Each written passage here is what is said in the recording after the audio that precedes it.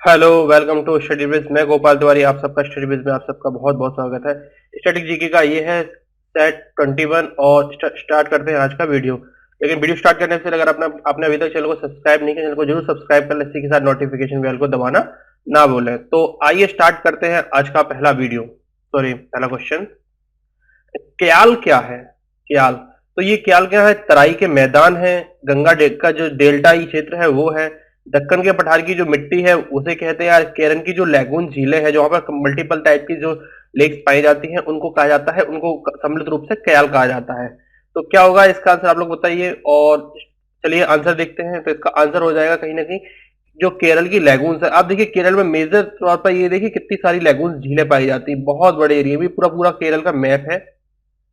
ये झील, ये पूरा का पूरा जो केरल के लैगून झील है, तो इनको सम्मिलित रूप से क्या कहा जाता है? इनको क्याल बोल दिया जाता है।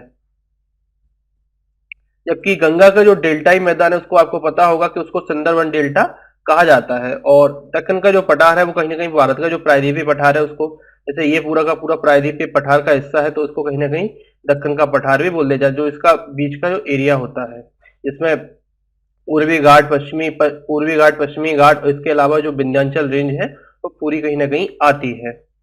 तो चलिए नेक्स्ट क्वेश्चन। नेक्स्ट क्वेश्चन है कि जो भारत में यरलुंग जांगवो नदी है, तो उसको भारत में किस नाम से जाना जाता है? तो गंगा है, सिंधु है, ब्रह्मपुत्र है, महानदी है। कौन सी नदी है? वो कहीं ना कहीं नदी देखने को मिलती है, ब्रह्मपुत्र नदी देखने को मिलती है। तो ब्रह्मपुत्र नदी कहीं ना कहीं हिमालय के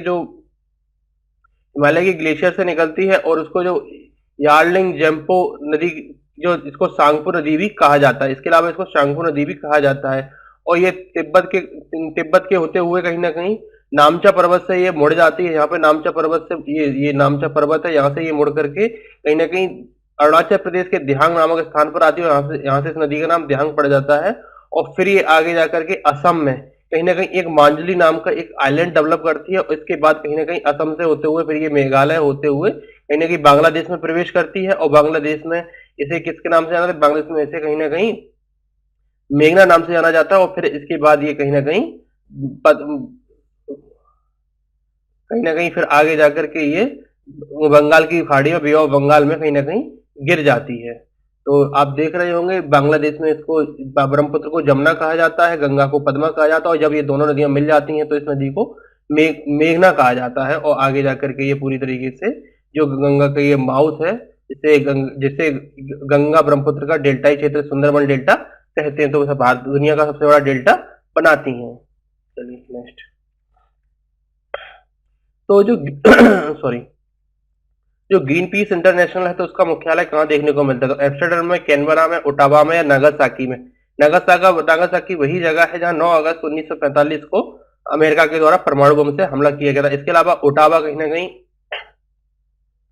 कनाडा की कैपिटल है। इसके अलावा कैनबरा ऑस्ट्रिया कैपिटल है, और ये किसकी? हॉलैंड की कैपिटल देखने को, या नीदरलैंड की कैपिटल देखने को मिलती है, एम्स्टर्डम। तो ग्रीन पीस इंटरनेशनल का मुख्यालय कहाँ देखने को मिलता है? तो ये देखने को मिलता है कहीं ना कहीं एम्स्टर्डम में।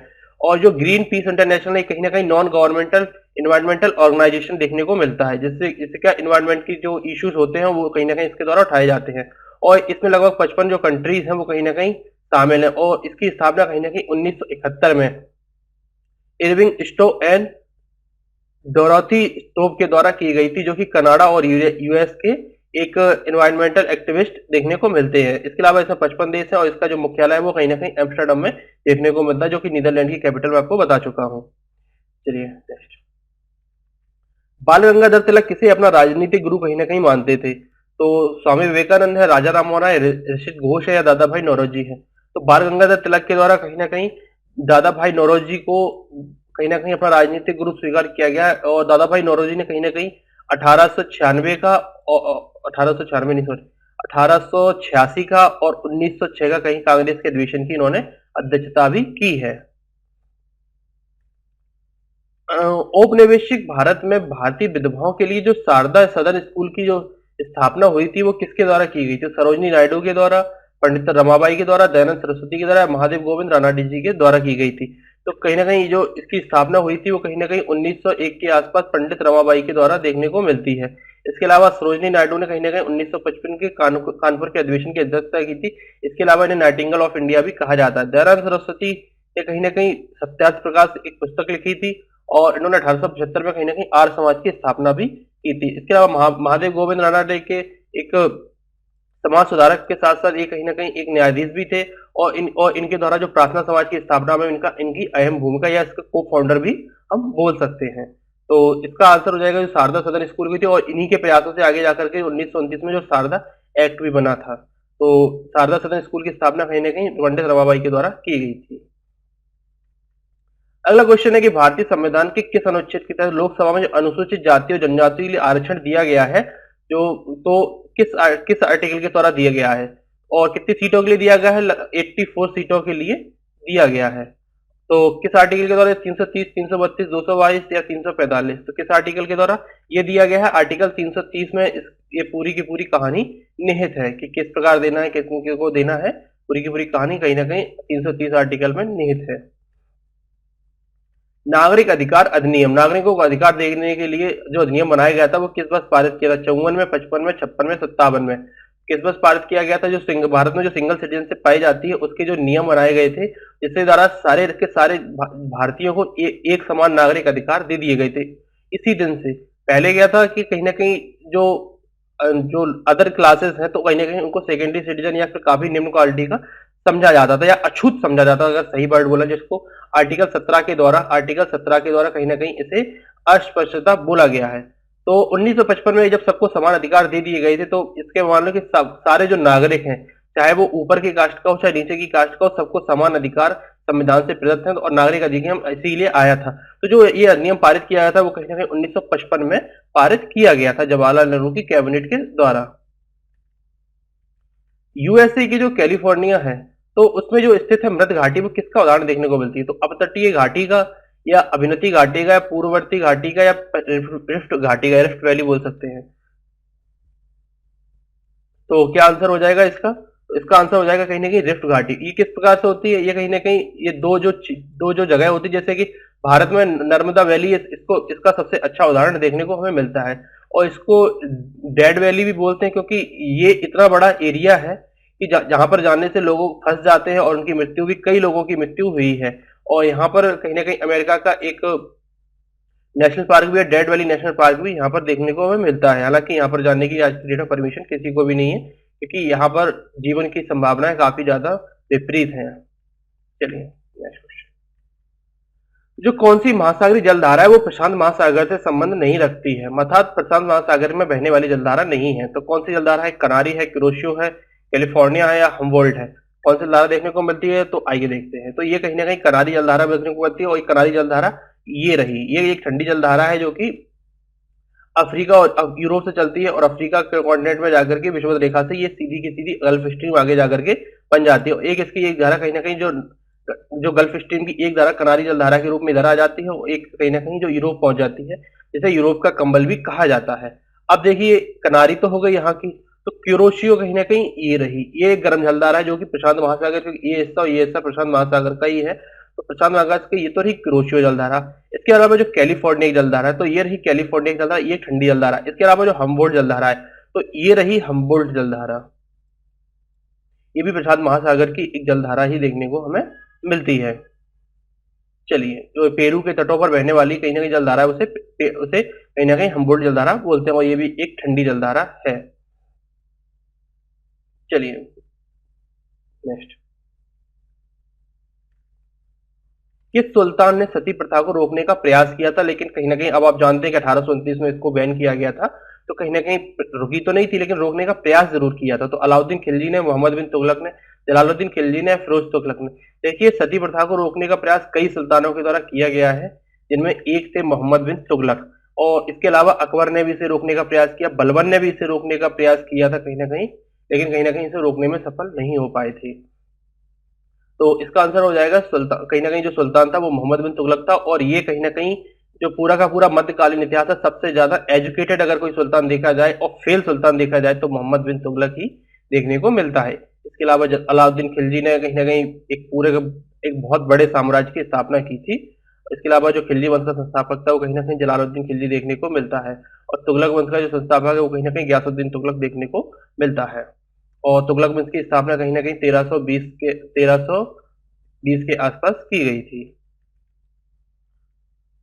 चलिए देखते हैं अगला क्वेश्चन। और अगला क्वेश्चन है कि गौतम बुद्ध का जो जन्म स्थान है वो किसके द्वारा अंकित किया गया है? तो अशोक का जो रोमदेही अभिलेख है, मूर्ति है, पीपल का वृक्ष है, या बौद्ध मठ है? तो कौन सा है? तो कहीं ना कहीं जो अशोक का जो रोमदेही अभिलेख है इसमें द्वारा ये बताया गया है कि कहीं ना कहीं जो जब अशोक का राज्याभिषेक हुआ था उसके 22 वर्ष में कहीं ना कहीं गौतम बुद्ध के जन्म स्थान अर्थात कहाँ पर लुम्बिनी की यात्रा कहीं ना कहीं अशोक के द्वारा की गई थी, और वहां पर काफी ज्यादा टैक्स की और इसी के साथ जो धार्मिक कर लगता था उसको भी घटा दिया गया था और कम कर दिया गया था। इसके अलावा जो जो उपज का था वो कहीं ना कहीं बनवाई 8 कर दिया गया था। पहले ये बनवाई 4 था, अब बनवाई 8 कहीं ना कहीं लिया जाने लगा था। तो गौतम बुद्ध का जन्म स्थान है वो कहीं ना कहीं अशोक के रोमदेही अभिलेख से स्पष्ट होता है। नेक्स्ट है, किसने कहा था कि स्वाद का जो वास्तविक स्थान है वो जीवा नहीं है बल्कि मन है? अरविंद घोष ने, महात्मा गांधी ने, बाल गंगाधर तिलक ने, स्वामी विवेकानंद के द्वारा ये कहा गया था। तो किसने कहा था? ये कहीं ना कहीं कहा था महात्मा गांधी जी के द्वारा कहा गया था। हालांकि ये एक सिर्फ स्टेटमेंट है, हालांकि जो जो स्वाद का जो वास्तविक स्थान है वो कहीं ना कहीं जीवा ही है। और जो जीव होती है, जैसे कि सपोज करिए, सॉरी ये ड्राइंग गलत हो गई, ये जैसे जीव है तो जो जो मीठा भाग है वो कहीं ना कहीं यहाँ के द्वारा टेस्ट किया जाता है और कड़वा भाग कहीं ना कहीं यहाँ के द्वारा टेस्ट किया जाता है, जबकि जो जो नॉर्मल जो भोजन होता है वो कहीं ना कहीं बीज के द्वारा टेस्ट किया जाता है। तो आपको याद रखना है कि जो मीठा होता है वो कहीं ना कहीं जीभ की नोक के द्वारा, और जो कड़वा होता है वो कहीं ना कहीं यहाँ से टेस्ट होता है। हालांकि जो स्वाद का वास्तविक स्थान जीवा नहीं बल्कि मन है, कहीं ना कहीं आपको याद रखना, स्टेटमेंट एक दो बार एग्जामों में पूछा चुका है कि ये स्टेटमेंट कहीं ना कहीं महात्मा गांधी जी के द्वारा दिया गया था। और अरविंद घोष के द्वारा कहीं ना कहीं 1907 में एल्विरो आश्रम, कहीं ना कहीं पौंडीचेरी में एल्विरो आश्रम की स्थापना की गई थी। और स्वामी विवेकानंद का 1857 में कहीं ना कहीं रामकृष्ण परमहंस की स्थापना देखने को हमें मिलती है। इसके अलावा जो बाल गंगाधर तिलक है इन्हें भारतीय असंतोष का जनक भी कहा जाता है। नेक्स्ट क्वेश्चन है कि जो उच्चतम न्यायालय है तो उसकी जो न्यायाधीशों की संख्या जो वृद्धि होती है या कम करने की उसकी शक्तियां किसके पास है? अगर जो न्यायाधीशों की संख्या बढ़ानी, जैसे अभी 31 से बढ़ा करके कितनी कर दी गई है, 31 से बढ़ा करके इसको 34 कर दिया गया है, तो ये शक्ति किसके पास है? तो राष्ट्रपति के पास है, राज्यपाल के पास है, प्रधानमंत्री, संसद के पास है। तो कहीं ना कहीं ये पूरी की पूरी जो शक्तियां हैं वो कहीं ना कहीं संसद के पास निहित है कि उस न्यायालय की संख्या कितनी की कितनी बढ़ानी है। नेक्स्ट क्वेश्चन है कि जो श्वेत स्वर्ण है वो किसे कहा जाता है? तो कपास को कहा जाता है, मक्का को, गन्ना को, या किसी नहीं को? मतलब इनमें से कोई नहीं है, अन्य कोई है। तो श्वेत स्वर्ण कहा जाता है कहीं ना कहीं कपास को। कपास का कलर कैसा होता है? सफेद होता है, और इसीलिए इसको कहीं ना कहीं ये बहुत अच्छे अच्छे दामों में बिकता है, इसीलिए इसको व्हाइट गोल्ड भी कहा जाता है। तो आंसर हो जाएगा कपास। नेक्स्ट क्वेश्चन है कि जो प्रथम जनगणना हुई थी भारत में कब हुई थी? तो 1881 में हुई थी, 1872 में, 1921 में, 1911 में। तो जो जनगणना होती है वो हर 10 साल बाद कहीं ना कहीं आयोजित किया थी, और जो इससे पहले जनगणना हुई थी 2011 में, और अब देखने को मिलेगी 2021 में। लेकिन जो प्रथम जनगणना हुई थी वो कहीं ना कहीं 1872 में लॉर्ड मेयो के शासनकाल में हुई थी। इसके अलावा जो अगली हुई थी वो कहीं ना कहीं 1881 में लॉर्ड रिपन के टाइम में की गई थी। और जो ये पहली थी ये कहीं ना कहीं पूरे भारत में नहीं, ये काफी संकुचित मात्रा में थी, और ये कहीं ना कहीं काफी व्यापक मात्रा में। अगर नियमित आ जाए तो 1881 में आई थी, अगर पहली पूछी लिया तो 1872 में, क्योंकि इसमें पहली पूछी गई है तो 1872, अगर नियमित पूछ लेते तो 1881 इसका आंसर हो जाता। इसके अलावा जो 1911 है इसमें कहीं ना कहीं दिल्ली दरबार लगा था, और यही वो वर्ष है जब जो भारत की राजधानी कोलकाता से स्थानांतरित करके दिल्ली शिफ्ट कर दी गई थी। जो कॉफी का जो मूल स्थान है वो क्या है? तो ऑस्ट्रेलिया है, केन्या है, अबिसीनिया है, तंजानिया है। तो कॉफी का जो मूल स्थान देखने को मिलता है वो कहीं ना कहीं अबिसीनिया देखने को मिलता है, और अबिसीनिया को वर्तमान में कहीं ना कहीं इथोपिया कहा जाता है। तो कॉफी का मूल स्थान कहीं ना कहीं इथोपिया हो जाता है। इथोपिया की कैपिटल क्या है? अदिस अबाबा की। तंजानिया क्या है? डोडोमा।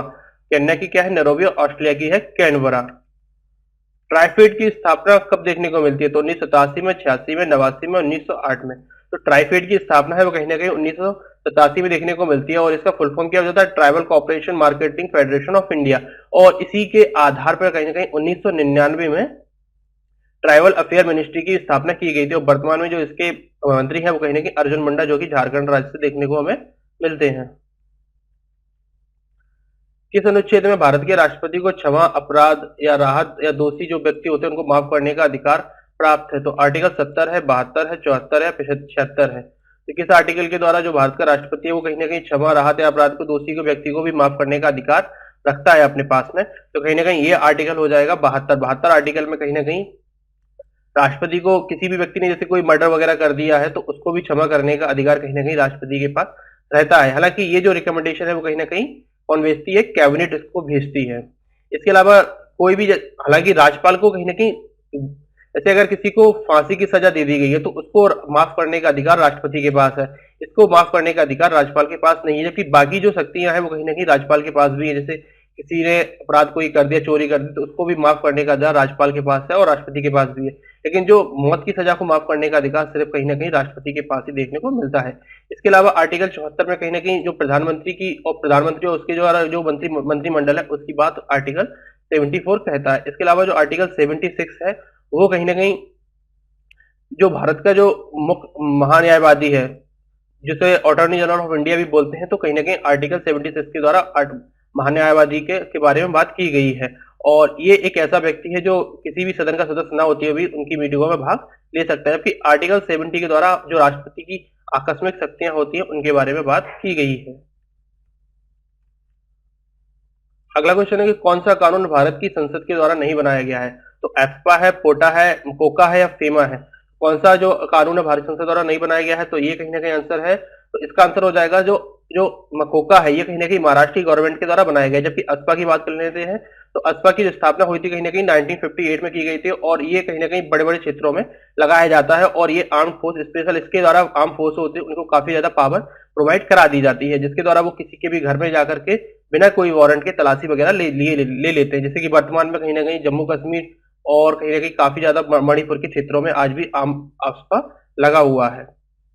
इसके अलावा बात करते हैं जो जो पोटा है, प्रिवेंशन ऑफ टेररिज्म एक्ट, इसे 2004 में खत्म कर दिया गया था, क्योंकि इसके द्वारा देखा गया था काफी ज्यादा लोगों को परेशान किया जा रहा था, और ये भी कहीं ना कहीं भारतीय संसद के द्वारा अटल बिहारी की गवर्नमेंट में लाया गया था। इसके अलावा बात करते हैं Maharashtra control organisation crime act 1999, ये भी कहीं ना कहीं वर्तमान में चालू है, और ये कई लोगों पर लगाया जाता है, और इसके द्वारा क्या होता है, कहीं ना कहीं 2 से 3 साल के लिए किसी भी व्यक्ति को जेल में बंद कर दिया जाता है, और वो बिना दलील ऐसे ही कुछ कानून देखने को मिलता है। इसके अलावा फॉरेन एक्सचेंज मैनेजमेंट एक्ट 1999, इसको कहीं ना कहीं जो फेरा है, जो 1973 में इंदिरा गांधी गवर्नमेंट लाई थी, जो फॉरेन एक्सचेंज के को जो रेगुलेट करता था, इसी को बदल करके 1999 में कहीं ना कहीं फेमा लाया गया था। तो इनके फुल फॉर्म याद रखने हैं, फेमा और फेरा। जैसे फेमा का जो फुल फॉर्म हो जाएगा फॉरेन एक्सचेंज मैनेजमेंट एक्ट 1999, और फॉरेन एक्सचेंज रेगुलेशन एक्ट फेरा 1973, ये याद रखना है। जबकि ये जो चारों जो एक्ट है 1, 2, 4, 5, ये कहीं ना कहीं सेंट्रल गवर्नमेंट के द्वारा लाए गए थे, जबकि जो Maharashtra control organisation crime act है 1999, तो इसको कहीं ना कहीं महाराष्ट्र की गवर्नमेंट लाई थी। आज का आखिरी क्वेश्चन है कि जो विश्व में जो चांदी का सबसे बड़ा उत्पादक देश है वो कौन सा है? तो चिली है, चीन है, मैक्सिको है, पेरू है। तो विश्व में चांदी का सबसे बड़ा जो उत्पादक देश देखने को मिलता है तो कहीं ना कहीं वो है मैक्सिको, और मैक्सिको की जो जो कैपिटल देखने को मिलती है वो कहीं ना कहीं मैक्सिको सिटी है, और मैक्सिको में जो चांदी का उत्पादन होता है वो कहीं ना कहीं सबसे ज्यादा 5600 टन के आसपास होता है। इसके अलावा फिर अगला स्थान पेरू का आता है, फिर चाइना का, फिर रशिया का, फिर पोलैंड का, फिर चिली का, फिर बोलिविया, ऑस्ट्रेलिया, यूनाइटेड स्टेट कहीं ना कहीं इसमें क्रम में 9वें स्थान पर देखने को मिलता है। तो याद रखना है। तो आई होप ये वीडियो आपको पसंद आएगा। इस चैनल को सब्सक्राइब करना ना भूलें, इसी के साथ लोगों के साथ शेयर करना ना भूलें, और लोगों को बताएं कि स्टैटिक जीके का बहुत ही इंपॉर्टेंट क्वेश्चन, जो कि प्रीवियस ईयर हर जो क्वेश्चन है वो कहीं ना कहीं किसी न किसी एग्जाम में लगातार पूछा जा चुका है, पूछा जाता रहेगा। तो आई होप ये वीडियो आपको पसंद आया होगा। मिलते हैं अगले वीडियो, तब तक धन्यवाद।